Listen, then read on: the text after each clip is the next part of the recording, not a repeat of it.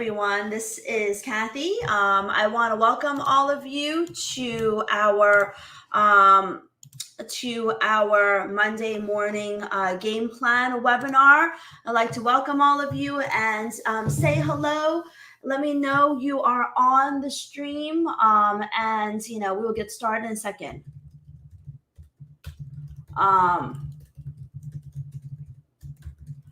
Okay. So what I would like to do is, we have a lot to talk about, and we have a lot going on in the markets. So before I begin, we always like to get a sense of what you're trading. What are you interested in?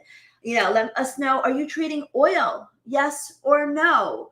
Are you trading forex, gold, futures, indices? Let us know what you're trading, what you are interested in learning, what the direction could be this week, and hopefully we'll get an opportunity to touch on all of them. So chime in. Hello, Simon from Canada, Enrique from Brazil. Good morning, everyone. Yes, we'll be talking a lot about forex. Good morning, Stephen, Joseph. I think my sound is good. BK Traders, say hello. Either in the Ask Kathy room or right here, and let us know that you're all here and ready to talk about all of the things that could affect the markets this week, because we have so much going on. Is my sound okay? Is it loud enough?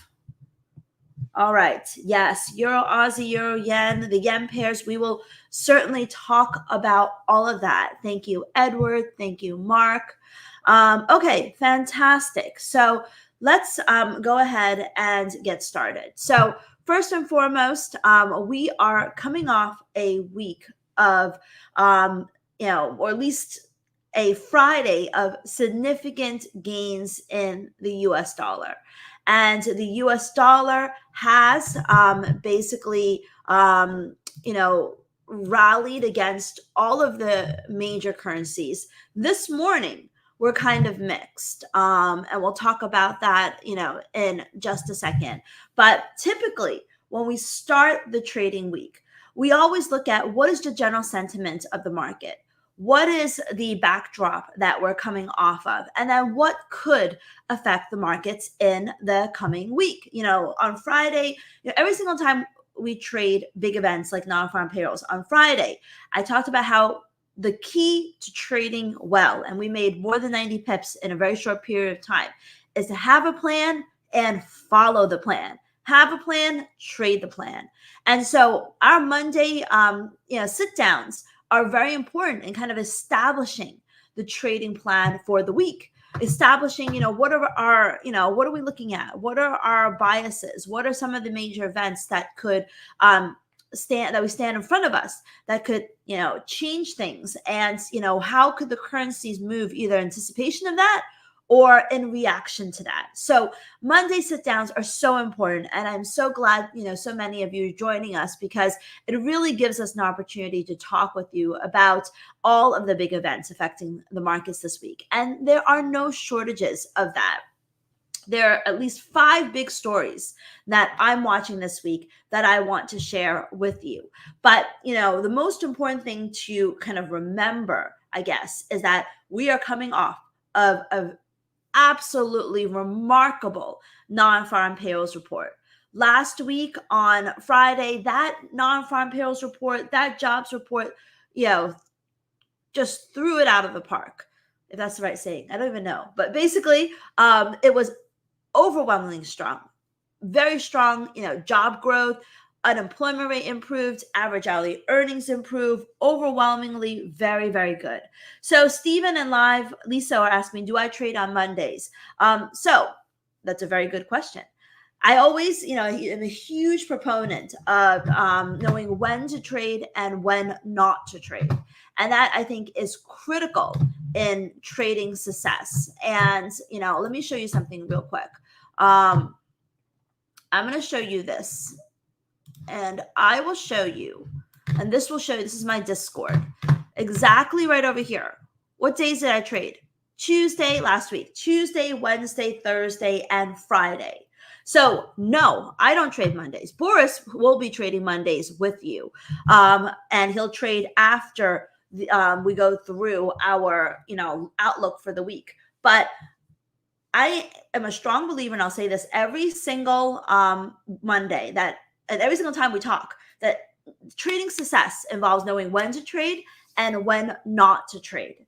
And I know, for example, that we did not trade ahead of non-farm payrolls. We only traded after that. We won't be trading ahead of the US inflation report on Wednesday evening. Thursday morning, we'll be live trading the inflation report reactively. What we will, and another thing is, it's all about trying to find the highest accurate times to trade. And I know that ZIP, my trading strategy, is a momentum-based trading strategy. So what that means is that it's a trading strategy that is based on the idea that is based on the dynamic of continuation and the quote unquote hope that continuation will happen. And let me show you my chart. I have my chart on my other computer, but let me show you this real quick. This is the reason why I don't trade Mondays. Now, I'll talk about how it's done historically, but the reason why I don't trade Mondays is, look at this. This is my dollar yen chart that you're looking at right now. And in this dollar yen chart, you will see that this was non-farm payrolls. So this was non-farm payrolls. And then what happened? We had a little bit of a continuation on non-farm payrolls day, which is exactly what we anticipated. And then guess what happened? Pretty much nothing. No additional movements. This is a pretty, it's just a grind after NFPs. If we look at euro, this is the euro dollar, similar movement. We see a very, very nice movement after the non-farm payrolls report. And then what's going on here? Nothing. Consolidation. Now, this is very typical of Mondays. And I have found through many, pretty much a decade of trading ZIP, that Monday is a wash. Sometimes we make money, sometimes we lose money, but it's not consistently profitable enough to trade it. Trade it sometimes for fun, trade it because sometimes, my traders like good ideas, but in general, it's not profitable for me. Mondays are great to trade for Boris, and he'll be trading with you later this morning as we get closer to the New York Open. But for my purposes, Monday, as you see in today's chart, really oftentimes gives us nothing. And, whereas Tuesdays, and you saw from my performance I showed you over here, Tuesdays are oftentimes the most lucrative days for me. And so, I like to just lean into the best days for me to trade and focused most heavily on that. Okay, so that's a very, very fantastic question. So there are 5 things that I am watching this week. And yes, thank you, Enrique. Don't forget to hit the like button if you like this. That definitely gives us, reinforcement that you guys, like what we're doing. All right, so there are 5 things that we're watching that will affect the markets this week. The first one is obviously the US inflation report. The US inflation report is hands down the most important piece of data on the calendar. And Salomzi, we will not be trading RBNZ live with you. We will be trading the US inflation report live, and that's going to be on Thursday morning. And we'll put that live link. It'll be on X, it'll be on YouTube. Join whichever way you choose. So in terms of RBNZ, for my traders, for our BK traders, we will not be trading Kiwi before RBNZ, obviously, but we may be getting into Kiwi after RBNZ. Now, with our ZIP trades, we trade at the New York Open at 6:30 a.m. and we trade the Asia Open at 8 p.m. But sometimes, because I'm still watching the markets, and sometimes the market is waiting for this big event at 9 p.m. with the RBNZ, I'm not going to be trading Kiwi before the RBNZ rate decision. But I will be looking for opportunities after that if we get a big move, if we have a big surprise. So it's all about timing. And that's how, we were so successful. I mean, last week we made 194 pips in our day trades, 183 pips in our swing trades for 377 pips. So it's a pretty good performance. But this week, like I said, there are 5 things that I'm watching. The first one is the US inflation report. So normally US inflation is very, very important, right? The Federal Reserve, one of their main focus for a very long time has been inflation. But I think that this month's inflation report will be less market moving, less important than the previous ones. And the reason for that is because, first off, Powell has already said to us that the labor market, that inflation is falling enough that they can shift their focus to the labor market. So he's been pretty clear on that front. So we know that the labor market is kind of their main focus right now. We also know that inflation is probably going to be lower because Powell has already said to us that inflation is moving lower towards their target. But most importantly, so the market already expects a kind of soft inflation report. Even if we get a soft inflation report, it's going to just reinforce what the Federal Reserve thinks, what the market thinks. And in no way, shape, or form, unless it's completely horrid.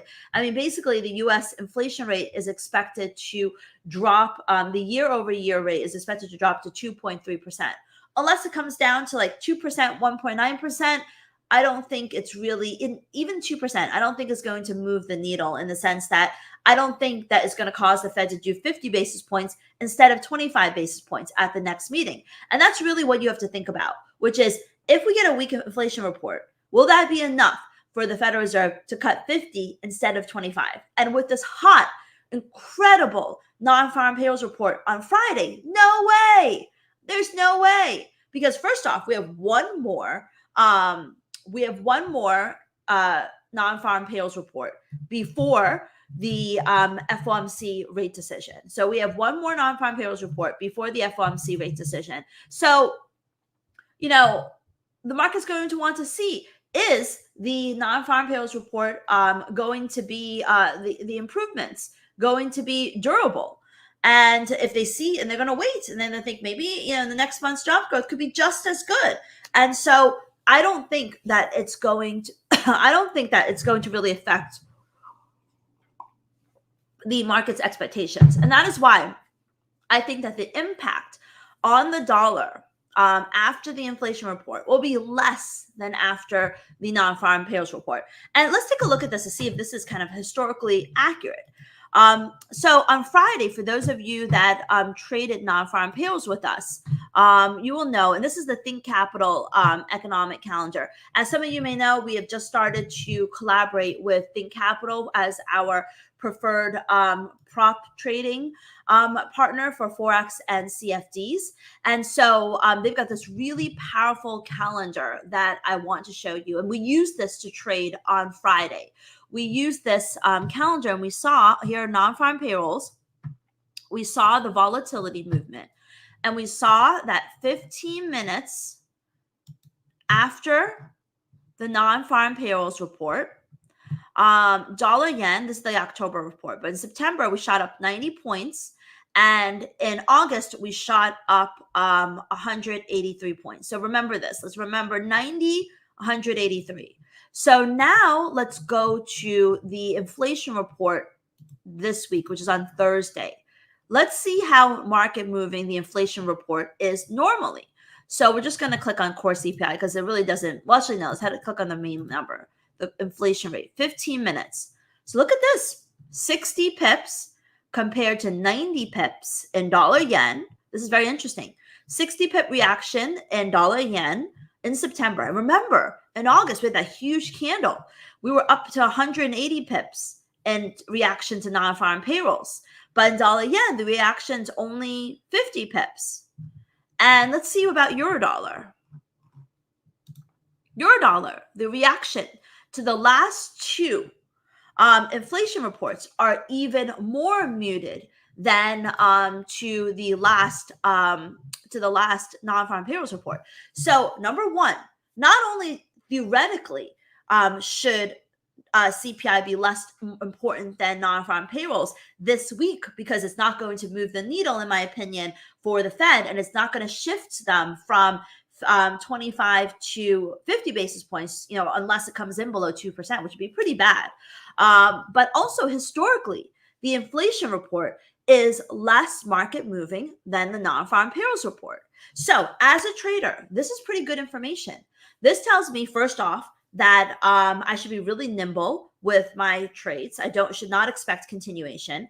If you traded with me, and many of you traded non-farm payrolls with us on Friday, and I made 90 pips trading it, we had a plan, and we traded the plan. We talked about how we looked at, and I want to show it to you for those of you that didn't join us because it was so valuable.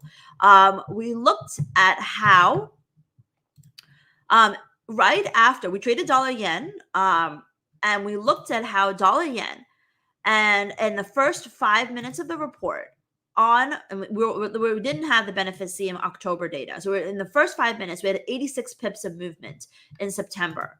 And then we had over here 99 pips. And you can see this increased even more, 184 against 147. Then we looked at 4 hours later, 253, 200. So what that told us on Friday, before the number came out when we created our plan, was that even after the next 15 minutes, there was going to be a significant amount of continuation, and that we would have an opportunity to get more out of the trade. So let's go to the inflation report. The inflation report over here, let's see. 15 minutes after the event on Friday, 15 minutes after the event, after the last two inflation report, was 68 pips of movement in dollar yen in the September report, 52 pips in the August report. And then let's see. Okay, so in September, 4 hours later, that 60-something pips doubled to 120. And then the August number also doubled. So like the US non-farm payrolls report, this also tells me that there could be quite a bit of continuation after that. So, we'll talk more about that when we live trade inflation and actually create our trading plan for that day. But this information is so valuable. And so if you're looking for a prop trading partner to trade with, and you like to, have access to tools, and Think Capital is actually the prop trading arm of Think Trader, a multi-regulated broker all around the world. It's available for US traders, and you can trade directly on TradingView. Having access to something like this is incredibly, incredibly powerful. And as you can see here, you get 10% off with our discount code. So back to the calendar. The other reason why the inflation report could be strong, the market may not care so much about the inflation report, is because of oil. Look at oil. Let's get a regular chart going here. Looking at oil has rallied a lot. Oil went from, a low of $66, almost $10 up from in like 5 days. And so even if inflationary pressures are slightly weaker, investors may look past that and think that inflationary pressures may actually increase again because oil prices have risen so much. And that even if the September data is a little softer, the October data could end up being stronger. So that is another reason why the market may end up kind of dismissing the inflation report. So in the beginning, I talked about how there are 5 things that the market is watching this week. The first one is going to be the US inflation report. The second one is going to be the RBNZ rate decision. The Reserve Bank of New Zealand is widely expected to cut interest rates this week. Is part of the reason why Kiwi is down, as Kiwi has been falling for 5 days in a row. It's another reason why Kiwi is weak today, and in some ways one of the weakest currencies. It's one of the weakest currencies because they are expected to cut interest rates. Now, how much? 25 or 50? Believe it or not, the market is pricing in a 75% chance of a 50 basis point rate cut by the RBNZ. So that's pretty aggressive. I don't think Kiwi's price action fully reflects a 50 basis point rate cut. And so it is a 50 basis point rate cut. And that means that we could minimally see it at the 200 SMA support, maybe even below that. And if we look at the fibs, so pretty much, right around 61.15, 61 cents is an important support level for Kiwi dollar. But I do think that it should go further, especially with, stock futures on the upper right-hand corner down as well. But, this is also going to be very positive and continue to be positive for Aussie Kiwi. Aussie Kiwi has now tested here, but I think it's going to go back into this region over here. So the U.S. inflation report, RBNZ, are two of the events I'm watching. The third one is going to be the Israel-Iran tensions. Iran attacked Israel, and Israel, has gone ahead and increased its bombardment on Lebanon and Gaza, but nothing direct at Iran yet. And so there's still belief that that response could come this week. And so that will certainly, if it does come this week, have a huge impact on the markets. Now, the longer it does not happen, the possibility of a little bit of stabilization in stocks, as maybe the market thinks, okay, maybe the what's happening in Lebanon and Gaza is the only response. But that is a serious risk for the markets. It's the reason why oil is up another 2% today, and the market is waiting with bated breath for this response. If that happens, it's going to be wildly negative for stocks, and also probably very negative, and in some ways already very negative in that fear for the yen crosses. And we're already seeing yen crosses sell off at the start of this week in sync with the sell-off in stocks. The fourth thing that I'm watching is China. China, they announced a huge stimulus package, and then they went on a vacation.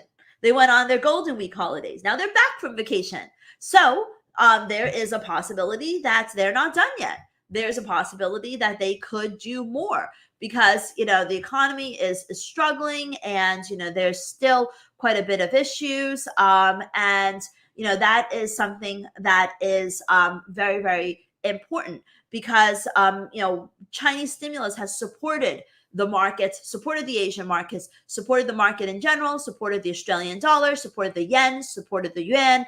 If they come in with more, that could obviously support those markets further. It is another reason why the Reserve Bank of Australia will not be entertaining the idea of an interest rate cut this year.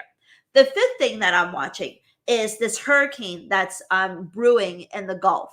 And it is now, I believe now a category 3, category 4. It's expected to strengthen to a category 5. And it's expected to be the biggest evacuation, the biggest impact in this area in a very, very long time. And coming off the damage of the previous hurricane, there could be some very, very significant effects. So we're watching that carefully because that could also affect the economy. It could affect, the rebuilding in those areas, and maybe, depending how things go in the Gulf, it could also maybe affect some of those oil rigs and oil prices in general. So those are the 5 things that I'm watching for the markets this week, which is U.S. inflation report, RBNZ, Israel, Iran, China, and Hurricane Milton. And all of those could affect the markets. And for the most part, I am still bullish dollars. And I think, especially since the U.S. inflation report is not until Thursday, that's a lot of trading days and a lot of trading opportunities. So I'm going to be bullish dollars up until then. And then, I will admit I am bearish the U.S. inflation report. I just don't think it's going to matter as much. And so, we will trade it reactively and see how it results. Andy asked a question about Think Capital prop registration. Yes, many of these prop firms are registered outside of where they have their regulations. But if you think about it, when you are trading with a broker-powered prop firm, their name is part of the name of the prop. So they're going to be much more careful about putting their reputation at risk than, a fly-by-night prop firm who can shut down, and many have shut down. So there is a little bit of reassurance on that front. So I'm bearish euros. We don't have too much going on for euro this week. The bulk of the data, the important data, was already released. German factory orders, which was horrendous, and Eurozone retail sales, which was better. And euro is lower today. ECB is expected to cut interest rates. I'm bearish euros because I'm also bullish dollars. And also, I think that the weakness in the Eurozone's largest economy is going to end up catching up to them. And so I do believe that euro will remain bearish. Sterling, I am also bearish. Sterling is actually one of the weakest performing currencies this week. We have UK GDP data, but it's not until the end of the week. And the reason why sterling is kind of underperforming is because the BOE governor came out last week, and and if you click on these tiles, they all have details. So BK traders, remember of BK, you get access to this, and you can read more about my outlook. But the reason why I am bearish sterling is because last week we did have weaker. So we had BOE Bailey come out and say, maybe we need to be a little bit more aggressive about easing, and that sent sterling tumbling. And I think that's going to have residual effects for sterling.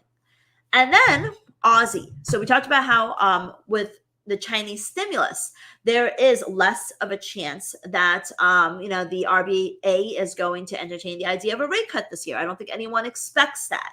And we don't have too much going on for Australia this week. We only have the RBA meeting minutes. And with the RBA meeting minutes, they dropped the reference to rate hike. So actually the last RBA meeting was slightly less hawkish. But even though they dropped their reference for a rate hike, I think that overall, Aussie is going to outperform. CAD is kind of interesting. So with the Canadian dollar, we have Canadian jobs numbers this week. So if you remember, we had the IVPMI report on Friday, and the IVPMI report came in stronger. So that was a pretty good IVPMI report. But whenever we trade, whenever we look at these data, I always like to say you want to look at the details. So if we look at IVPMI, if we look at the IVPMI, you will see that even though the IV number increased from 48.2 to 53.1, the employment component of the report, the jobs component, dropped from 54.7 to 51.6. So I am bearish as a result. The jobs report, I'm bearish the jobs report this week. However, CAD can't ignore the fact that oil prices are soaring. So there's going to be a tug of war here. Now, there has been a break in the correlation between oil prices and the Canadian dollar. Usually there's a very strong correlation, but there's been a break in the correlation. And, one of the great things about, as I said, about Think Capital is that you're using trading view charts. So if we look at oil, let's see. Sorry, if we go to, actually I'm in the signals tab. If we look at dollar CAD and we look at oil, let's take a look at the correlation real quick. So if we look at CADI, and let's remove all my indicators, and we add on oil. I don't know why it's not letting me add on here, but normally it would let you. Yesterday on Friday, we were able to add on oil for this, but that's okay. Let's go to our regular charts. So we're going to look at oil, and this is actually, let's get rid of my drawings. We're going to add on CAD dollars so for you to see a little easier. You will see that, let me just move this to the left side, that normally there's a very, very strong, I'm just going to make this blue so it's a little easier to see. There's a very strong correlation, meaning that in a longer time frame, when oil prices, which is the candlestick, goes up, CADI will go up. When oil prices go down, CADI will go down. You see that here as well. But lately, we've seen a break in that correlation, right? That correlation basically started to break right around here. Well, maybe not. Maybe right around here, where oil prices are soaring. And actually, I'm going to notch this even further. Right here. Oil prices are soaring, and the CAD is weakening. But this relationship has just stood the test of time. So one of these have to catch up. And I think that still could be the Canadian dollar that's going to catch up versus the oil prices, because we don't have CAD data until the end of the week. I'm bearish the New Zealand dollar ahead of the Reserve Bank of New Zealand rate decision. I already talked about how the RBNZ is expected to cut interest rates by 50 basis points, and the price action of the charts does not reflect that. I'm bearish the Swiss franc because, we had weaker retail sales and inflation growth and a higher unemployment rate. So they could very well lower interest rates again. I'm neutral bullish the Japanese yen because I think that the risk off flows will continue. I think there's a lot for the markets to be nervous about. And I think that this nervousness should lead to weakness in the yen crosses, strength in the Canadian dollar, in the Japanese yen. So that's what I'm looking for over here. Now, taking a look at the calendar day by day, if we go through the calendar, you will see that, first off, what day is today? The data that we've already had released. Let's go to the Forex Factory calendar. Oh, sorry. So going to the Forex Factory calendar, we already had stronger Eurozone retail sales, weaker German factory orders. I think the factory orders report is much more alarming than the retail sales report because I think this is reflecting a catch-up. Today, we really have nothing going on for the U.S. We just have Fed speak. And pay attention to that Fed speak because it will continue to be important. But I think it's going to be the same message. They're going to tell us that they're in that, 25 is pretty much what we're going to get next month. Average cash earnings, household spending is quite important. The data is expected to show that even though Japanese are making more, they've been pretty reluctant to spend. Today, we have the RBA minutes. BK traders, we're going to be putting our trades on before the RBA minutes. So we'll probably be avoiding Aussie and Kiwi, although we may look for some Aussie opportunities after that. Tomorrow,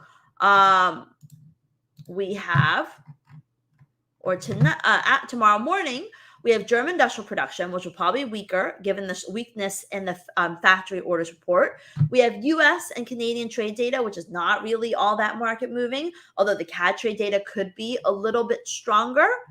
We have more Fed speak, RBNZ rate decision tomorrow night. As you see, market's expecting a 50 basis point rate cut. German trade data, which will probably be weaker. We have the Fed minutes midweek, which will probably, remember the Fed cut interest rates by 50 basis points. So this could be very, very interesting. We also have the U.S. inflation report on Thursday. And as you can see, market is looking for inflationary pressures to ease. Year-over-year rates drop from 2.5 to 2.3%. Anything below 2% would be very, very ugly. And that's at which point I think it'd be very, very market moving. More Fed speak, Cook, Barkin, Williams, RBNZ manufacturing index. And then on Friday, we have the UK GDP number. It's a monthly GDP report. We also have CAD jobs report. That's going to be very, very important. And the market's looking for a stronger number, but it could end up being weaker. Now, remember, CAD jobs has full-time and part-time. So both of that will be important. And then we end the week with the University of Michigan Consumer Sentiment Index. And with the jobs report being stronger, a little bit of a bump up is expected in the UMich survey. So now let's take a look at our charts. And let's go to remove, let's just go to euro dollar. All right, and let's remove everything that we drew. So euro dollar, sold off aggressively last week. And is rebounding because no news right now is good news. And we see that we have support right underneath these levels at 109.40, at the 200 SMA or 109.30. I think we could see a little bit of a rally towards 110. 25 or so, or maybe not even that, 110, 15, 20. And I think that would be an opportunity to sell for another move lower. This is a double top in euro dollar. I think we should see further losses in euro dollar. Pound dollar has already come down. It is already at the 50 SMA finding support there.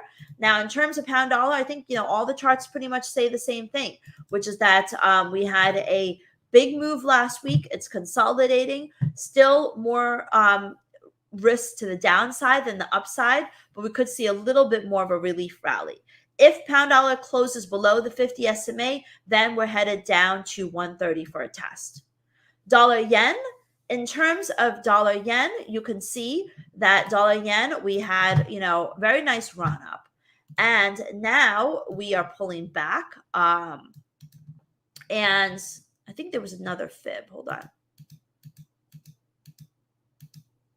No, I think that's pretty good, much good enough. We're now dropping back below the 38.2% fib. Now it's still a little early.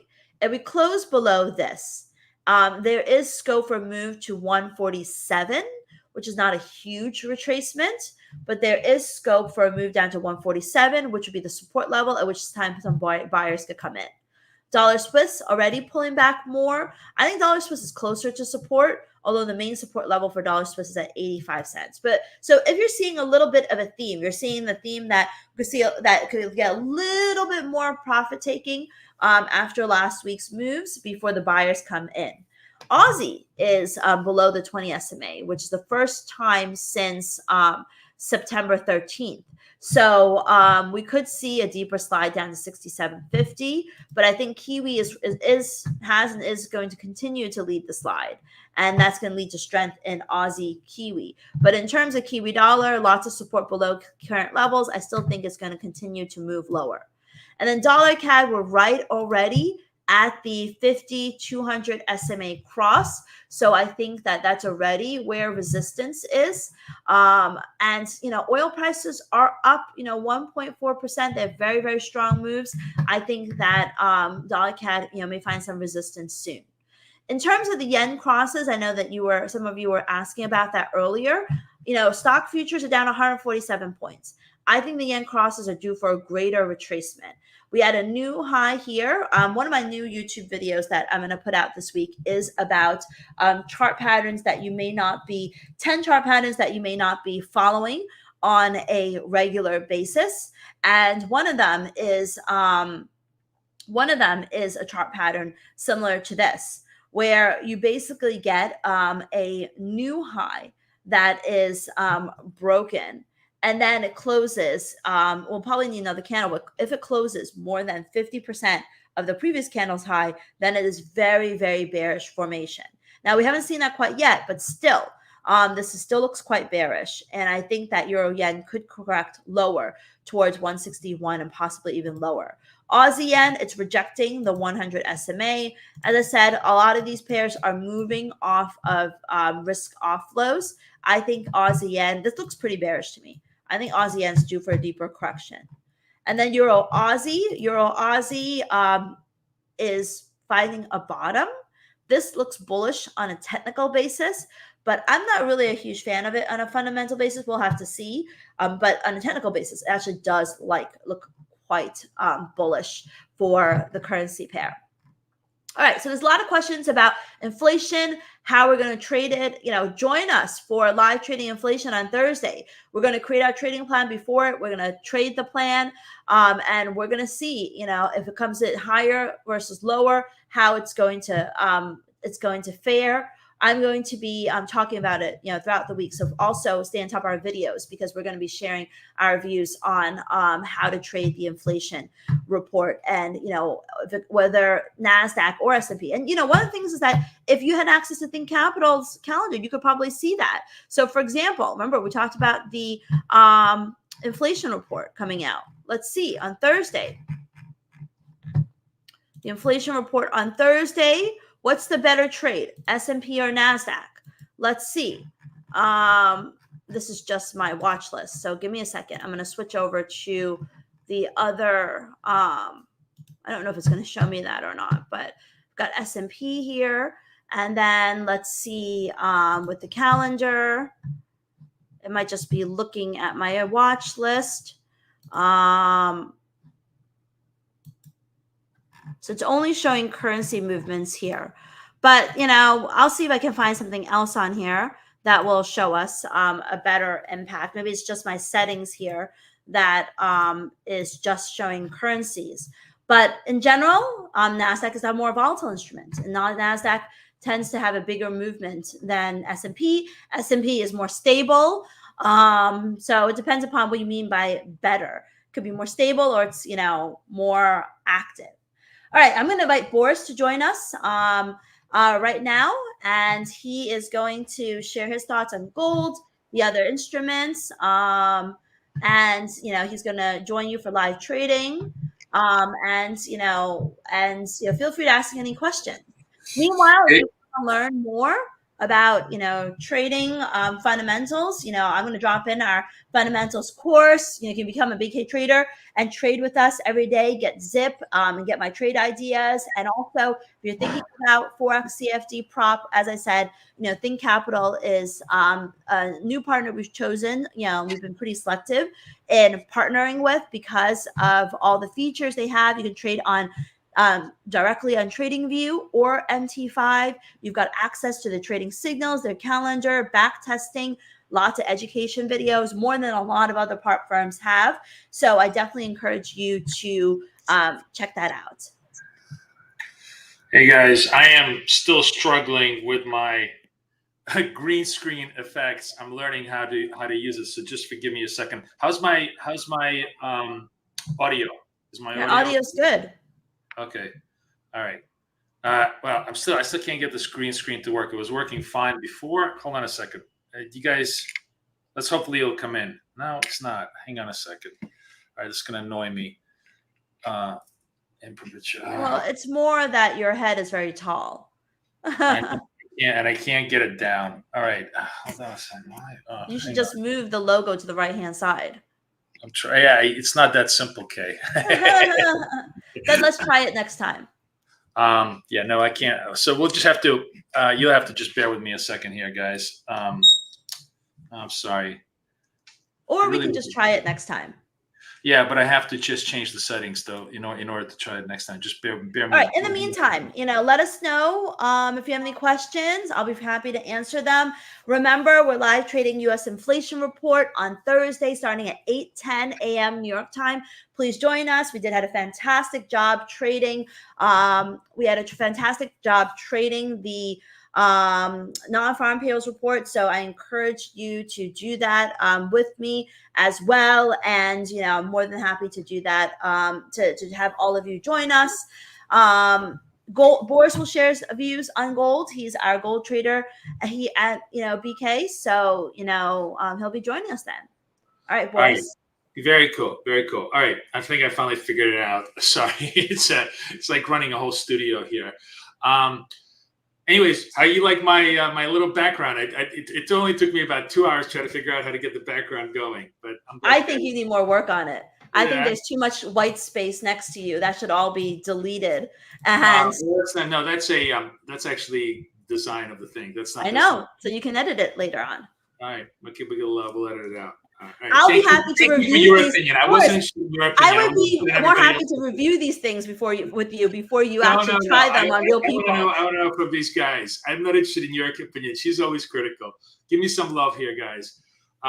Or you could be like me and put thumbs down. You tell him whether you like it or not. You know what? Hang on a second. Before we're kind of starting trade already, so let me actually share my my screen with you guys because I want to get to the charts as well. So you guys can watch my charts as well as everything else here.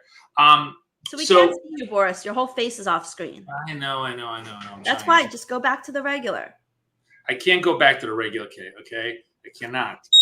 Okay? I cannot go back to the regular. I will experiment. I would. So you guys gonna have to see me like this. All right, it doesn't matter. The thing is not to see me. The thing is to see my charts. And I've been doing a lot of trading already early in the morning with you guys. Early in the morning, while Kay was talking, and we'll go through all the various structures that are happening here as the market is opening up. But the net takeaway, I think, is that I'm going to give you a super easy trade plan to scalp my BK scalper on any of the instruments that we generally trade, which is the S&P 500, NASDAQ, gold, and Dow, if we need be. And as you can see, just in the history here, I've been taking trades here. This is the S&P 500. I had one losing trade so far, which was the buy over here that got stopped out. The sell over here worked very nicely. In the S&P, the buy here worked very, very nicely. The sell here worked very, very nicely. In gold, the both the sells and the buys worked very, very nicely. And this is, I think, the single most important thing that I can talk to you about today. Forget about where I think gold is going, equities are going. It doesn't matter, because what we're trading is where they're going in the next minute. That's what matters, because that's what adds the P&L to your account, and that's what makes you money in the long run, right? And figuring out how it goes in the next minute, then figuring out how to repair those trades is really the crux of my trading plan that I want to share with you. So it's very, very simple. First of all, how's everybody doing? Everybody's good? You guys missed me from not seeing me for 2 days? There we go. Gladys is giving me some support. Kathy must be a Capricorn. No, she's actually, speaking of, not that I'm a huge, believer in the horoscope, but just to let you know how opposite Kathy and I are. This is really, really wild. We are literally born to the day 6 months opposite each other. Okay, 6 days opposite each other, which is like the perfect equidistant. And this is why we always argue, but we always work very well together, because we are completely.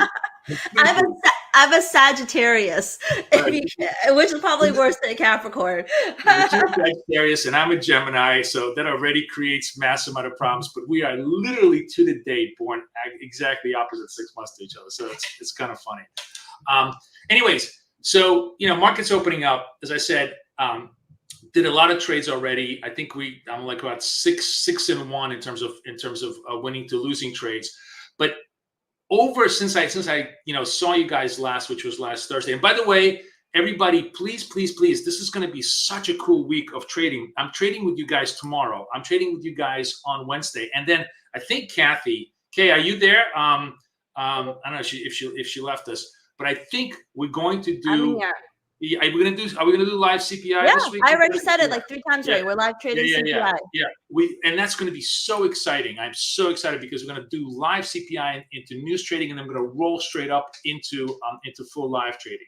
By the way, gold right now, as you can see, flashing me a sell sign. About 22 seconds left. We're going to take the sell. We're going to take the sell signal if it holds. I'm just going to set myself up.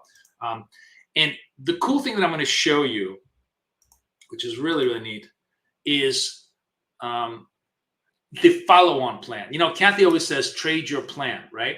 Well, we have 2 components to our plan. We have the entry. Here we go. I'm going to sell gold right now. Order filled. All right, we're short gold, targeting 64.9. We'll see if it works, and if we get stuffed out, this actually is going to be a very, very well. Hopefully, we'll make the trade. But if the trade doesn't work, this will kick in my follow-on repair trade, which is what I really, really wanted to share with you, because it is such a clean, clear, crisp structure of how we're going to repair things, that it really leaves very, very little to interpretation. This is what I love about the new approach. The basic idea is the following. We always want to take the label trade, right? So we have the buy trade. We want to take that label trade, right? But if the label trade does not work, right, what do? Well, we have 2 opportunities. We can just sort of let it go and say, okay, fine, I'm just going to eat this loss, and I'm just going to try to make it up by doing more and more highly frequent profitable trades, which is a good idea. Like, I'm 6-1. If I just simply let this loss go without trying to repair it, I'm good to go. But if you want to do a repair strategy, that is, I want to come back with larger size, one time only, obviously a very, very clean, clear repair strategy, one time only. What is the most intelligent way of doing that? And the way of doing that, which, again, might have to do this in gold as I'm watching this right now, as trading against us, is to come back on the follow-on trade. What is a follow-on trade? I've showed this to you many, many times, but now this is how we integrate it into our trading plan. The follow-on trade, I don't have any examples here. Oh, here's a good example.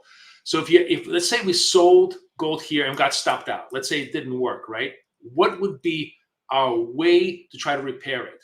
We have to absolutely wait until the market gives us a second opportunity to sell, which means we have the follow-on trade is always when we have the label trade, and then we have a green-red construct. So market goes up and then comes back down, reaffirming the downward trend. So this particular structure over here, this would be our follow-on trade to repair. Order filled. We made targets. So too bad I did not get stopped out. All right, we made more money very nicely. 5 ticks on gold in our label trade. So label trade worked. But you can see here, right? What I wanted to kind of show you is if you want to play the game with a more sophisticated trade repair strategy, you have to be patient. You absolutely. The thing that I think many of us do, and nobody does it more than me, is we're just so eager to want to just repair the trade right away that we try to sell it again, or we try to go the opposite way. We try to do anything in our power to react in the moment. That's the stupidest thing we can possibly do, because what you need to do is you have to wait until the market configures itself back to favorable conditions. You have to wait until the market environment is favorable to your action. Such a simple but such an important act makes a complete difference between winning and losing. In the meantime, I think we're 7-1 so far. At least I'm 7-1 in the early pre-trade. I'm looking to see, what pops up here as the next label trades we have. So gold basically went sell to us. Made money on this. S&P is twiddling its thumbs. S&P had a buy signal here, right? Which is one of those things that we absolutely always want to avoid, because we are in this, what I call, where's my little thing here? The kill zone. The kill zone is when all of our setups are going to get killed because of seesaw volatility, which is 9:15 to about 9:45, right? So we really want to, any signals around 9:15 to around 9:45, which is 15 minutes pre, 15 minutes post market open, generally are garbage. And we definitely want to avoid them. And, now that we're like at around 9:37, 9:38, I guess we could start looking for, for possible trades as a signal. But this is one of those zones where we absolutely want to avoid. But in the meantime, we definitely had a good sell signal here. And here's a good example of me not following my plan, right? Me not following my plan. In this case, the signal was, the buy label was over here, right? The trade was over here, but I wasn't at my desk. And I was like, oh, you know what? I'm going to do the follow-on trade. I'm not going to do the label trade, the follow-on trade. Maybe I'll give that a shot to work. Doing that, obviously, knowing that the first buy label result was a huge mistake, because this was already a second attempt at this, especially in front of the market open, and I got clipped on that. But the smart thing is I did not try to bully myself into remaking this trade. I still basically have a chance to repair this when I get the next buy label. And if I get the next buy label, maybe I'll come in with a little bit more size, try to repair this one trade. But overall, I don't even have to, because I'm I'm already net positive. Like I started this at 250 today. I'm up $360 today, just in the first couple of hours, trading tiny sizes, giving myself ample room to come in with size if I want to kind of bully myself into profit. Nasdaq had a buy label over here that, again, sort of in the kill zone, would have worked over here, would have been okay, but it's still sort of a little bit problematic as far as 9:15 to 9:45. So we'll leave it alone.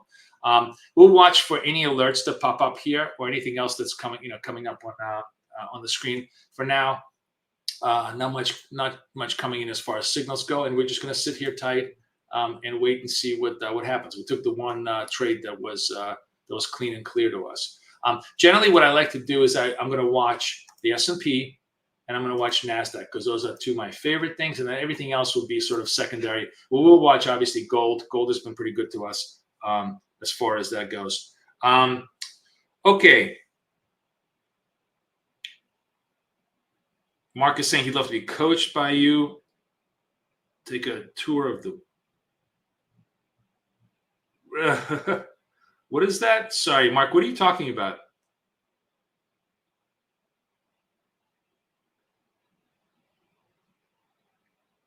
Um, are you inviting us somewhere to Australia? By the way, we are going to be in Australia, guys, at the end of this month. I may have mentioned it. We'll give you notice much more. We're going to be in Melbourne the last week of October. Hopefully, if any of you are there, might be able to do a little bit of a meetup. So yeah, we're very excited. We're going to be broadcasting from our broker partner, ACAP, like the whole week there. So it's going to be interesting. I'm going to be trading US hours out of Australia. We'll see how well that goes, but just letting you guys know this. Let me do a couple of things. So I am trading, all of you have gotten the link to Think Capital, which is our new partner. And those of you who are, for example, in emerging market nations, really this is your best choice to trade. But if you would like to trade what I'm trading right now, let me just change this 1 second.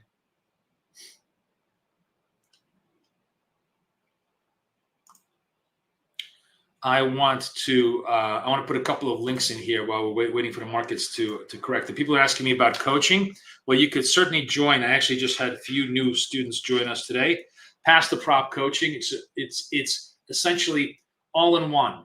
It's our signal service plus my coaching, all wrapped up in one nice little package. 3 months of very, very intense coaching and trading with me. So you get to live trade, and then we also get together. As a matter of fact, we're going to get together, Tuesday nights. That's when we get together and deconstruct all of our strategies. That's been very useful. Somebody, one of my students, just texted me today saying he's, so happy with the new approach, and he's really, really made a lot of progress in his own trading. So it's really good to hear. This my favorite thing is actually Pass the Prop coaching, and of course, our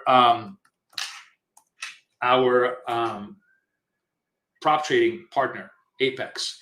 Awesome. I'm trading their account right now, the $250,000 account. Really, really useful. 80% off right now. They're still offering the discount. So be sure to lock that in and get yourself organized.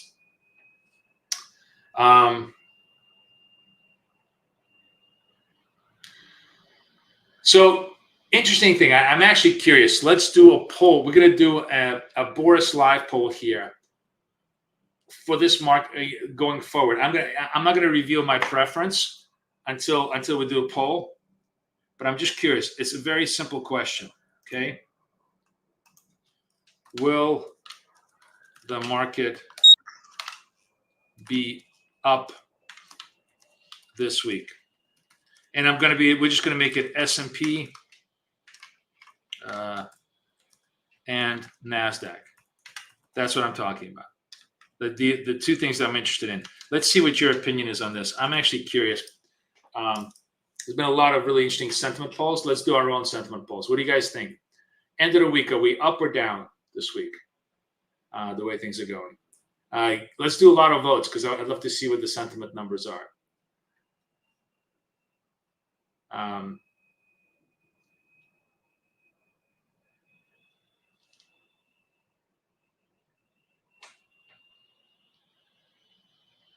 Yeah, I think so Andy's asked me what I think about Think Capital. Well, it works the same way as Apex. Yeah, it's the same thing. Remember, CFDs are just futures made as a derivative, right? It's the exact same product, the exact same direction. It did a little bit different price because of the way they're constructed.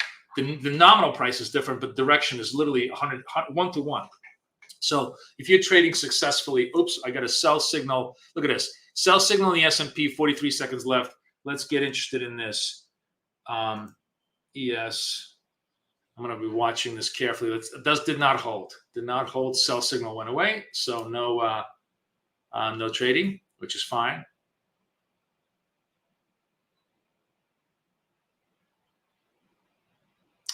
Yeah, we'll see if the market's hold. But in the meantime, I'm actually curious. So far, the market, looks like the opinion is split. The opinion is split pretty close down the middle, kind of like the presidential election. And I totally understand why the opinion could be split. but I'm really, really curious. Give me some more votes as to whether you think the market is going to be up or down this week. I think this is going to be a pretty interesting week as far as things go. And now I want to discuss a little bit of macro that that I found that I thought was really interesting because it was very much out of consensus. So we're taking a look at while we're looking for trades, scalp trades. All right, guys. Now for real, while Kay's gone and she stops bitching at me, tell me, isn't that a cool background right now? I mean, I look pretty good, right, with the BK. Now the next thing I want to do is we're going to get the Degenerate Traders logo behind me. So tell me you kind of like it, or tell me if it sucks. If you really think it sucks, I really want to know. But I think it was pretty good. I mean, it's not distracting. You see my logo, right? I think it looks pretty good. Fucking took 2 hours of setting up my green screen to do this shit with all the lighting. My whole room looks like a goddamn studio. So somebody give me some love on this thing. All right, I'm just watching trades and trying to see if I get anything going. Let's do a little more votes. Come on, guys. We got nothing else to do. Vote on my poll. Yes, no. It's a straight up vote. Are we up or down? Mark it up, mark it down. Green light, red light. Let me know.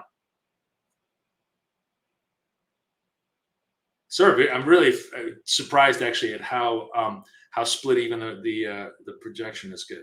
Thank you, Stephen. Much love. Much love. Thank you much.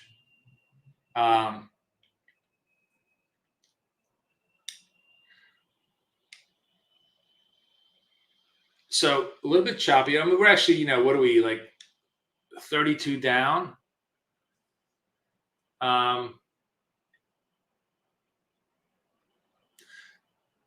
Everybody talking about, there's a couple of interesting things as far as sentiment goes that I wanted to share with you. Let's just take a look. Right now, I got no signals going on here, right? Although I kind of want to watch this because I want to see if I get any buy signals over here. Remember, I have this dangling unresolved buy, right, with the S&P 500. I'm tempted to want to try to repair it, but I may just simply do it single size.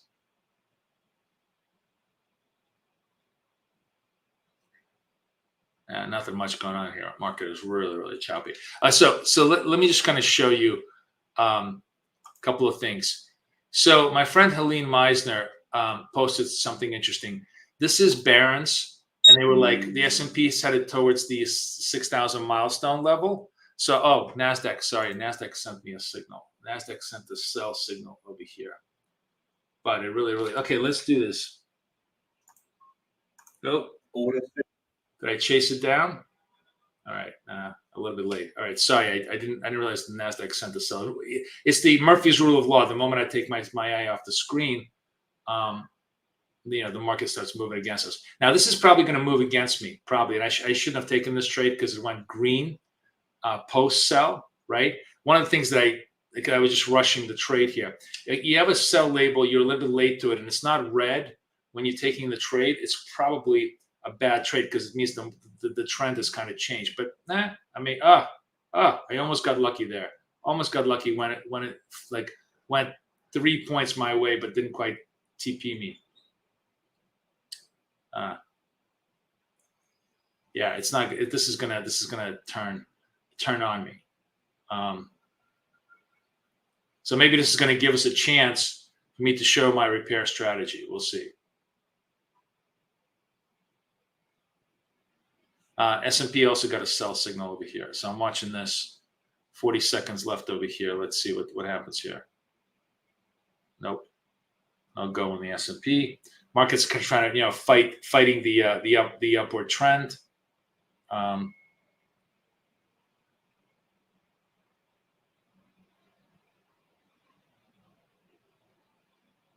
Watching both charts here.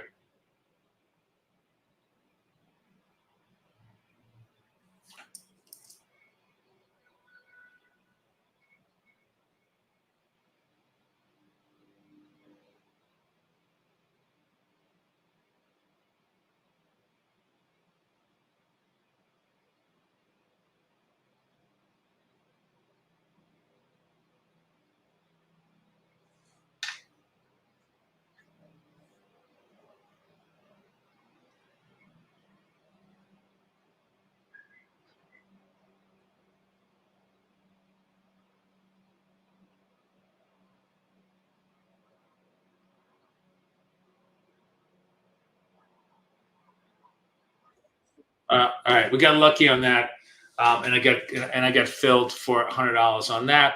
But that was kind of a stupid trade. But here's what I was going to say to you.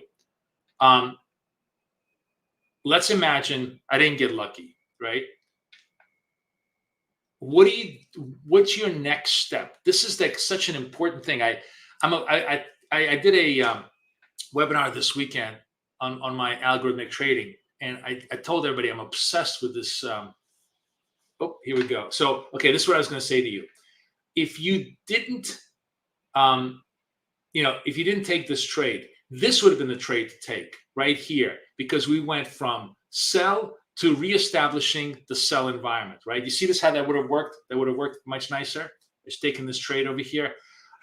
So even though I got lucky on getting this resolved, the proper trade would have been here. 21 in here, dropped like a stone, 10 points, would have easily made me the 5-point clip, the $100 clip that I'm looking for. That's the pattern that I kind of want you, to try to practice. Now, even that pattern will sometimes fail, especially NASDAQ is, obviously super, super volatile. But that is the pattern that puts the highest probability in your fingertips. So, I talked about, like, I was obsessed with this new book about Bayesian logic, but this new book that I'm reading, which is even cooler. Let me just find it for you. Called Free Agents, right? Free Agents by Kevin Mitchell, who's I don't know if he's a molecular biologist, but he's some kind of a very, very interesting scientist, but on a truly deep down molecular level. So he really understands how things operate at the most primal level in terms of biological organisms. And the whole interesting aspect of what he talks about is the species that survive plan ahead, right? What is that statement? Those who don't plan. Oh, I forgot the little truism that everybody uses. But the point being is, when we're trading in the stock market, we're no different from just any kind of a species surviving in the savanna, in the African savanna, or a little slug surviving in its, in its own habitat. What we're trying to do is preserve our existence. And in our case, in normal biological sense, preserving our existence means we're trying to live and be able to breathe the next moment. In financial terms, we're just trying to preserve our money and obviously add more money, add more fuel, so that we can, persist another day. In the most simple Darwinian states, I got a sell signal in NASDAQ, in S&P. I'm going to be looking at that one right now. I got 15 seconds left on that sell signal. Let's see if that works. So I'm watching it. Got to make sure that it stays. If the sell signal does not complete, it's not a trade. Okay, selling. A sell signal completes. We're looking for 74.75 for a target. So back to my point. The species that the evolution of species, boom, another $50 right then and there on a point in the S&P. The species that survives is a species that plans ahead, because the environment changes all the time. And you have to anticipate what happens when your plans go wrong. Like something very, very simple that was really, really fascinating is there bacteria that will eat glucose, but when glucose is unavailable, they'll eat lactose. So that change of ability, to be able to take advantage of whatever change of your circumstances is what preserves your existence and preserves life. So the whole point I'm kind of trying to apply is a lot of these biological principles to trading, which is when the market changes against you, and the market is a constantly evolving, changing environment against which you're trying to survive, you have to have a plan for what happens next. It's really, really, yeah. If you fail to plan, you plan to fail. That's it. Thank you, Andy. I forgot that. Yeah, fail to plan, you plan to fail. That is so true in human civilization, if you think about this, right? I mean, we're facing right now some pretty terrible times because, we had a hurricane. I mean, I'm sure, and many of you have seen the terrible, terrible devastation that happened in the Appalachia in the United States. And, we don't have really, I mean, yes, we're helping all those people, but, many people have been arguing, I think legitimately, that we didn't have really great plans. I mean, the US Airborne is like right next door. We could send 100 helicopters to rescue those people. It would just, not a really great plan. And that's just a good example of how a species does a poor job at civilization. Another massive cell signal. That's a huge cell signal. All right, I'm watching this right now, guys. Let's see. So the one thing I will, I really don't want to do, remember I said is I don't want the cells, and look at it, it turns around very nicely. Tests us and then turns around. And that's the other cool thing. If you think about like the chart as kind of like a biological, as like the savannah where everybody's competing for resources and it's kill or be killed world, right? What happens a lot of times in the wild? A lot of lying goes on, right? A lot of subterfuge, right? Species hide, they change colors, they pretend to be something they're not, right? And that's why, something pretends to be a sell and then turns into a buy. It's the exact same thing. People are lying to you to get you to act a certain way. And whether you fall for that lie or don't fall for the lie is the difference between, life and death on the savannah. But, for us, hopefully it's not that. But it's the same principles. It's just really, really cool when you start thinking biologically as a trader. You actually becomes so much less emotional. You understand. A lot of times you just lost because you got tricked into a bad trade. And instead of getting pissed, you should have a plan for how you're going to attack next time. Or how you're going to retreat, conserve your life, and then come back and try to hunt again. Not really pleasant to use all of these very, very primitive terms because we're so used to the veneer of civilization, but it's really the most accurate analogy of what we should be doing mentally, especially when we're scalping, which is just, we're truly hunter-gatherers at this point. We're just knock it down, knock it down, knock it down. We're not planning long-term multi-month, multi-week trades that require lots of construction and forethought, right? We are just find the kill it, or find the food, kill it, go home and eat it, kind of a thing. That's our approach.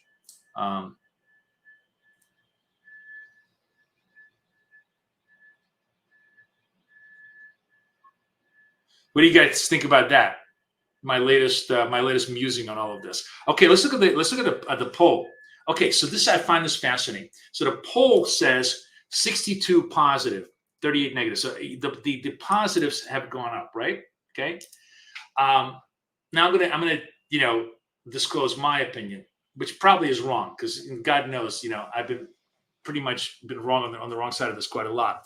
But I think this is a week where we could really get clipped, right? We could really, really get clipped. And why can we get clipped?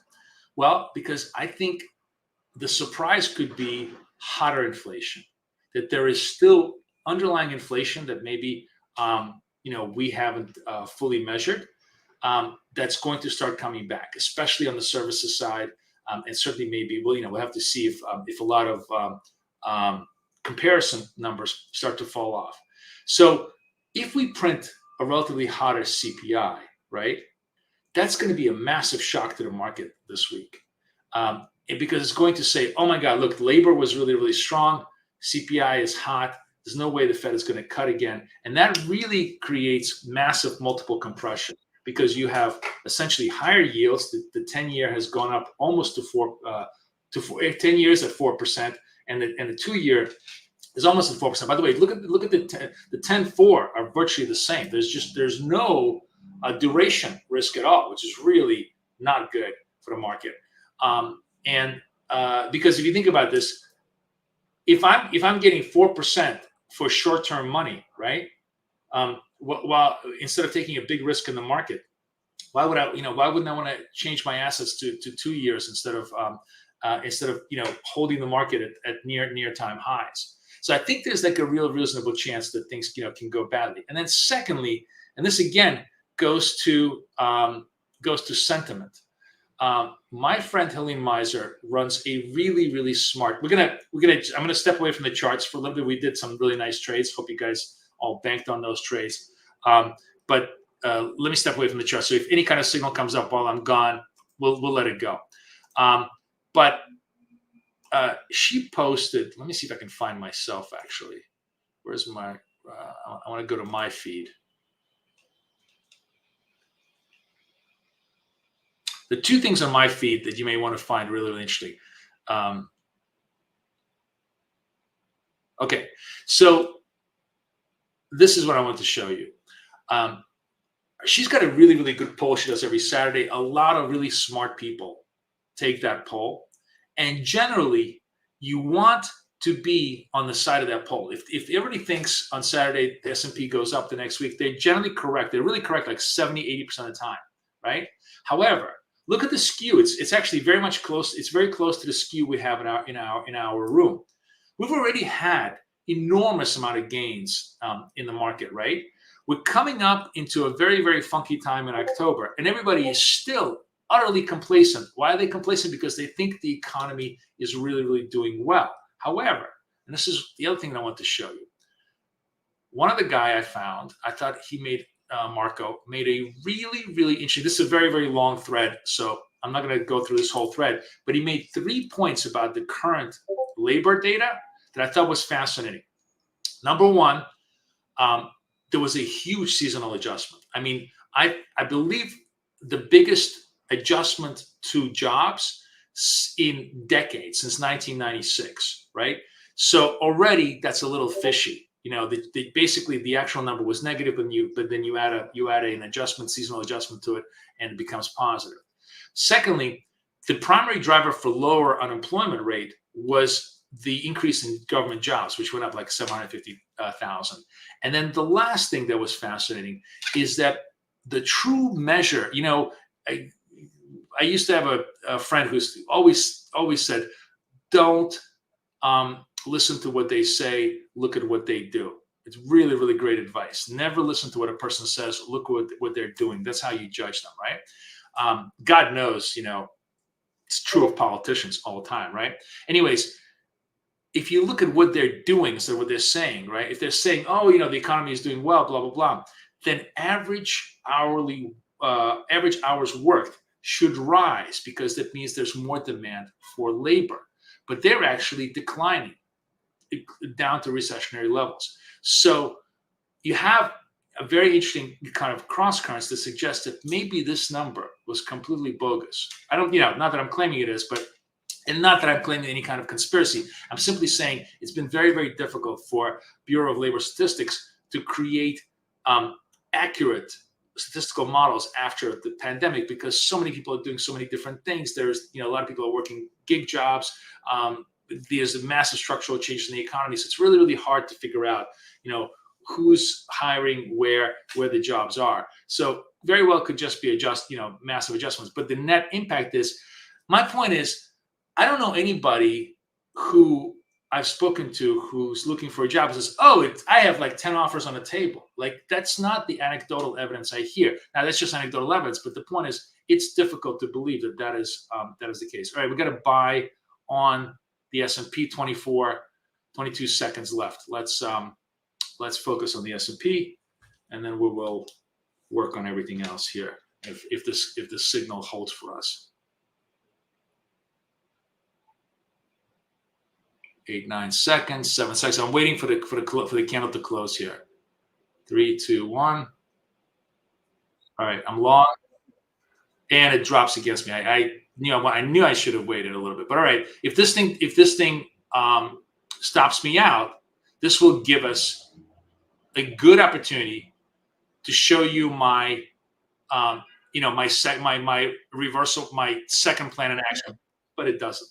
Whatever. Thank you, Mr. Market. Another trade done. But Wow, look at that pop. It's 10:05. Nothing much really going on. It was just market flow at the 10 o'clock level, but it really popped nicely. So that that worked really good. Wow, Jesus. Look at this sloppy trading, just boom up and down.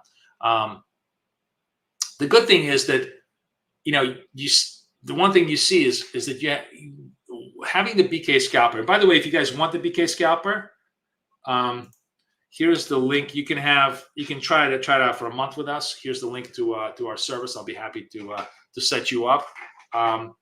If you want to try my guys at Apex, please sign up. It's the best way to spend your trading capital, right? You guys know that I love I love trading other people's money.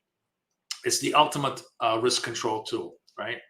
On the other hand, by the way, if you want to trade your own money and if you want to trade algorithmically, I actually, you know what I'm going to put up? I did this webinar this weekend. It was really for people who registered, but I'm going to, let me see. I'm going to put the link up here. This has the webinar recorded. So if you're interested in understanding, my thoughts behind algorithmic trading, how I created this whole algo, why this robot is working so well, be my guest, and it tells you how you can get that robot. If you are not a US citizen, you can actually get that robot for free, right? So the way to do that would be, just email me and I'll tell you how to do it for free. Or there's actually a link there that says if you want to try to get it for free, you can try it there. Okay, one more signal for us on the buy side here. 42 seconds left on the NASDAQ.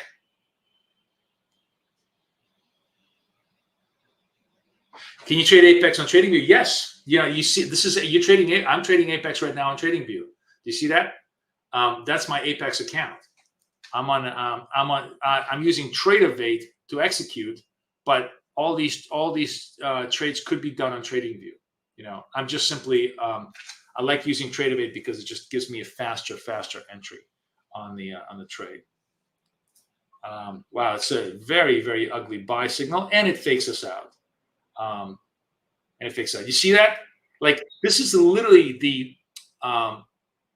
the savannah in action, right? Go for the prey. Oops, the prey disappears. Oh, you think it's a rock? No, it's an actual animal. This helps you just read the market, And the thing is, try not to fall for the false signal. That's all. Today, especially, Jesus, what a frigging nasty little market. Kathy says she hates trading Mondays. There's a reason, why she hates trading Mondays. Mondays is really sloppy two-way markets. Been very fortunate to kind of just get out of it alive. I have $500 already for the day. Not bad. Trading nothing. Trading a tiny part of my capital, right? I am trading $100, $200 risks on a $250,000 account with a $6,500 drawdown, and just clipping it. That's what I like, like a pigeon. The ultimate survival machine is the New York City pigeon, which like, if you ever try to, you ever see New York City pigeons in the middle of Broadway, and they'll be sitting there like plucking at their food at a tiny peck. And it doesn't matter how fast the car is driving, they will always fly away at the last second, right? It's almost impossible to kill a pigeon there because their reflexes are so good. That's what I try to be. I try to trade like a pigeon. There's a great guy. This is actually super interesting read. Maybe tomorrow when you guys come with me and hang out with me, I'll find the PDF and I'll post the link to this PDF in the chat. It's an interview with this guy named Mark Weinstein, who, in my opinion, is considered probably one of the greatest traders ever. Not very well known. He was in Market Wizards. Schrager interviewed him. My friend Linda Raschke knows him really well. He was just a guy who never really wanted to run big money, never was interested in fame, was a much better trader than Paul Tudor Jones or any one of those fuckers who run billions of dollars. And his whole approach was I trade like a pigeon. You will never kill me. You will never kill me. And I just love that whole approach to how he took small, just like he took small, consistent profits out of the market day in and day out. And that's what I try to do. I sort of subconsciously, I guess, built my approach on his methodology. So I gotta pull up that PDF interview with him because it's brilliant.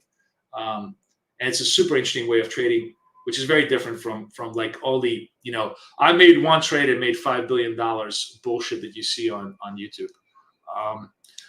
You've seen, like, we did about 6 or 7 trades right now, and I clipped them all. Got lucky on a few, but even if I didn't get lucky on a few, net, I would have clipped them all by not being a greedy little fuck, by just taking small but judicious trades throughout the day.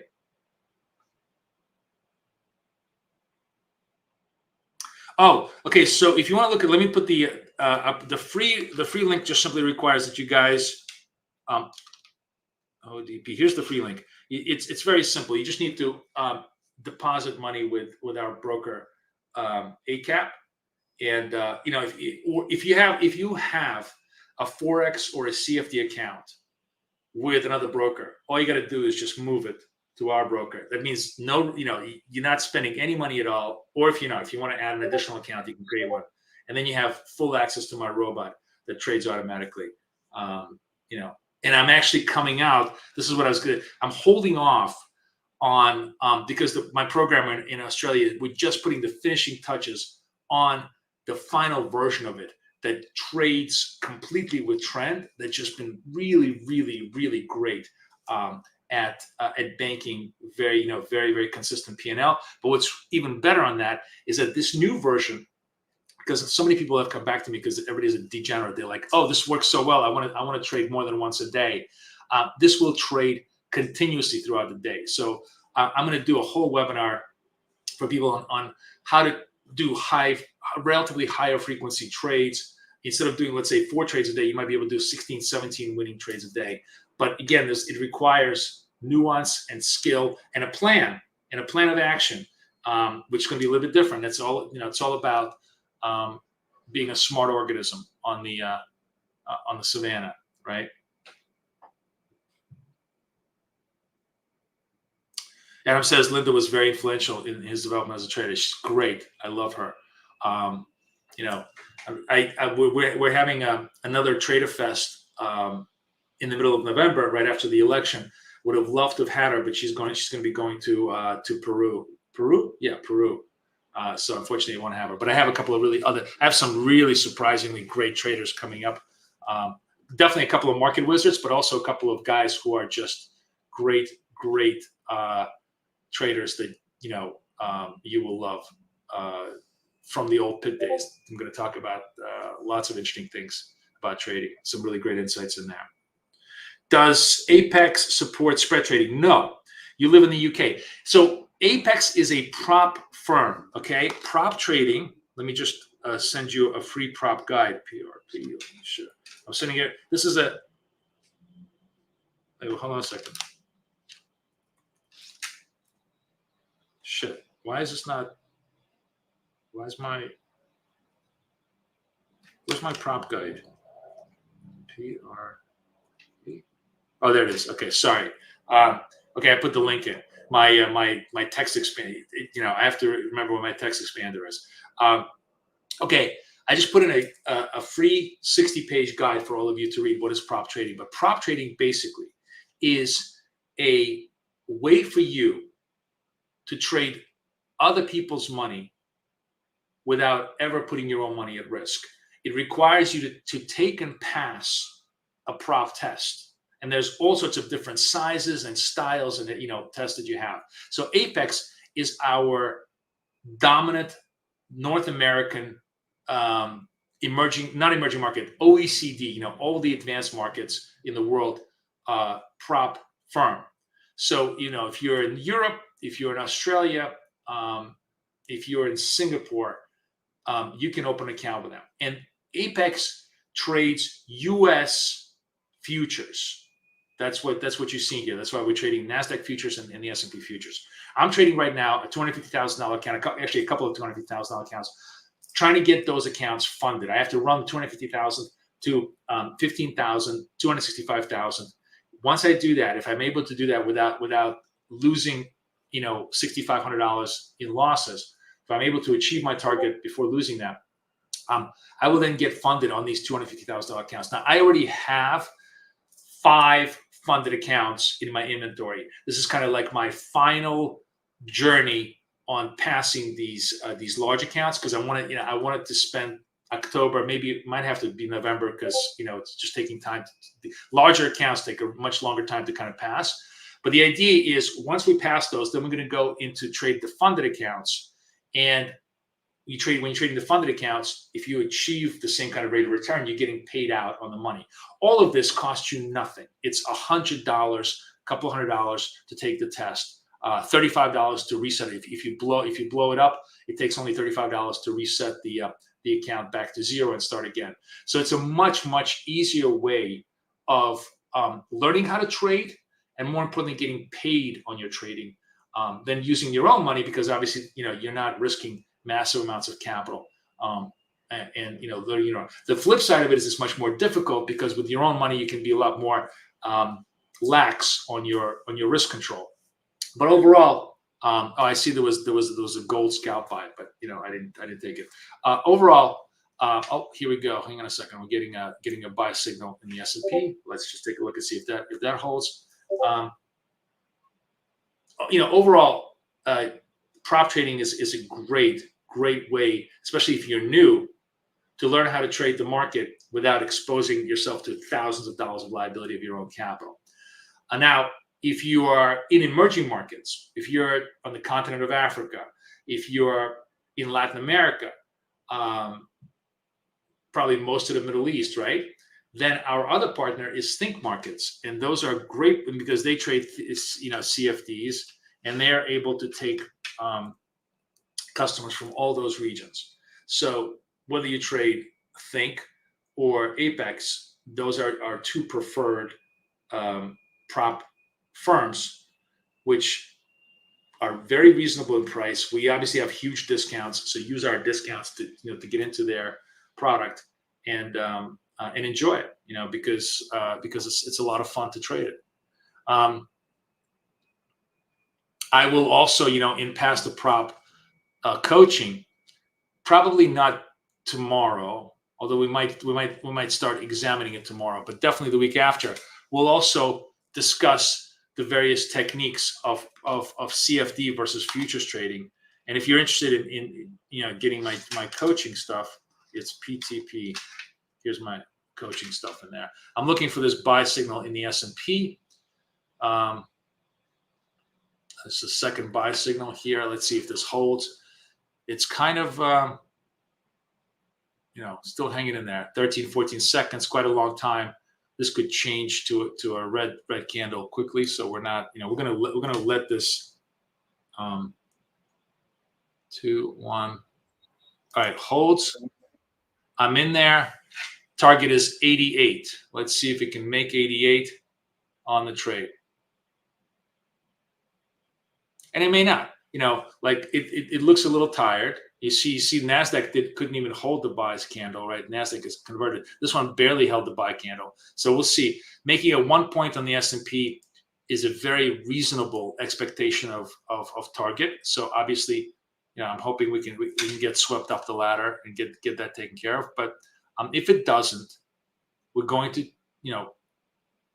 trade my plan, which is we're going to watch and hunt the second opportunity here, which will be the follow-on trade if we don't get done.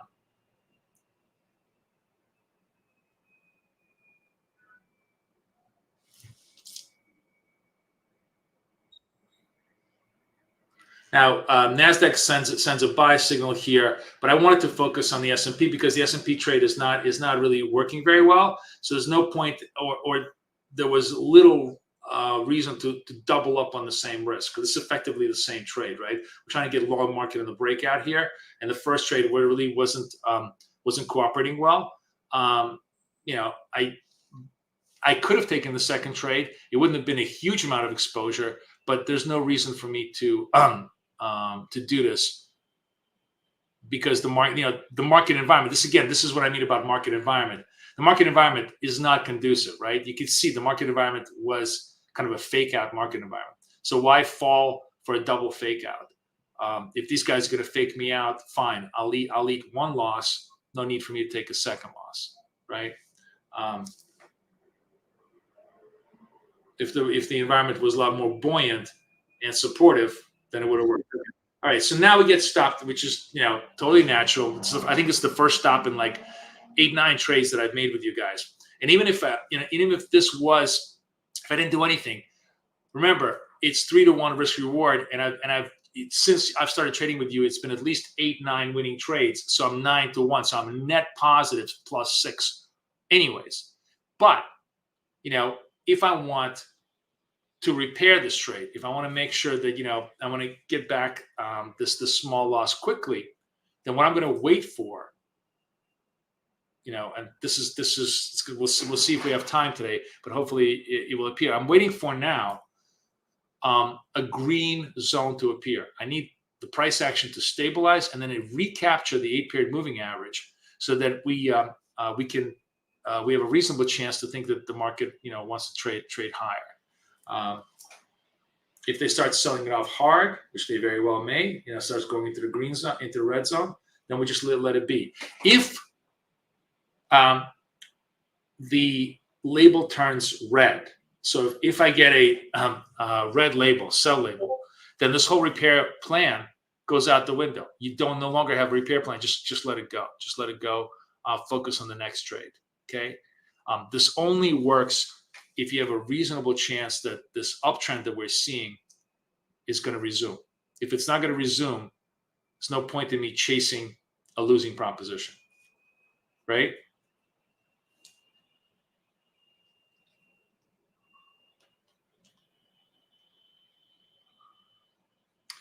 I'm not sure, Andy, about the resetting of the Think Capital. I'm not as familiar with the Think Cap because they're a brand new thing. And honestly, like a lot of the questions you have are not questions to ask us, but questions to ask. And I was watching NASDAQ. Now NASDAQ would have been a good follow-on trade right over here. Like if I had gone long here, this was what 160. It went to 166. Would have been a quick move here. Not that great because you really have to be very, very quick on getting this trade down. But this would have given you the 5-point clip as I was watching. I'm sorry, I got a little bit distracted. But one of the things you see, by the way, the other thing I was going to say to you is this is the other thing to kind of understand about this kind of very quick trading. I did the math on this. These are all averages, but these are good ways to kind of think about what type of profit possibilities you have. It works out generally that you have 3 signals. By the way, watching this, I need to see if this is going to be green. It's got to stay green. If it doesn't get green, it's not a trade for me. So I can't talk and trade at the same time, just like I can't chew gum and walk at the same time. So I have to focus here. All right, let's see if this holds for me.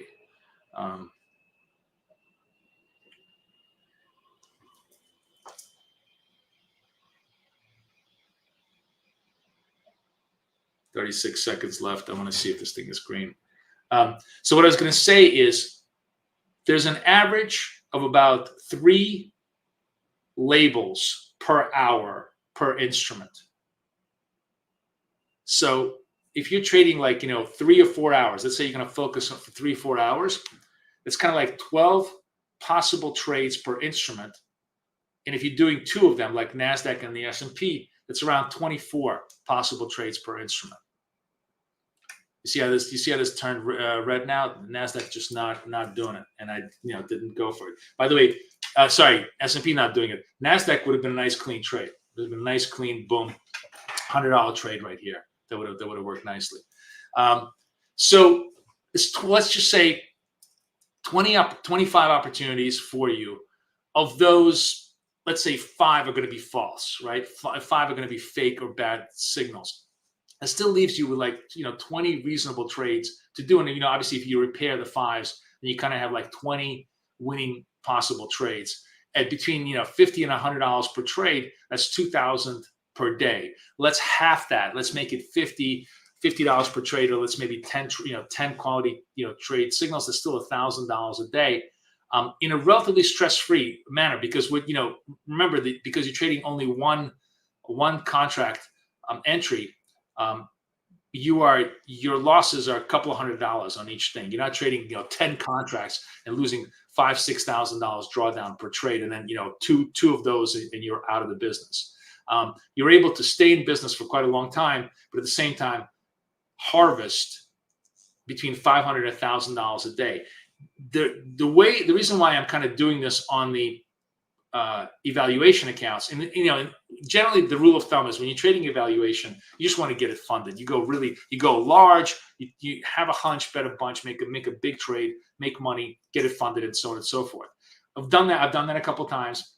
It's been really fun, but it has a very bad residue, because what happens is you are not prepared for the real world. You try to do that in the real world, you lose that account in one day. So you got your account is funded, and then you just lose it all the time. It just happens all the time. On the other hand, if you learn how to grind it out on the evaluation phase, on the practice phase, it's much, much easier to be in that mindset in the actual trading phase. And then you are able to maintain those accounts, for much longer duration and get paid out. So a lot of guys in my room, after having gone through that first, high rush of like, let me get funded with lots of accounts, are now going back to this, let me grind it out properly, as a trade. By the way, you notice it nearly went sell label would have totally, negated my trade. But, we're still open jury here. 23 seconds left. If this stays green, it's a follow-on trade to this label. It's the first green trade after the buy label. Definitely worth for us to attempt it if it holds bid.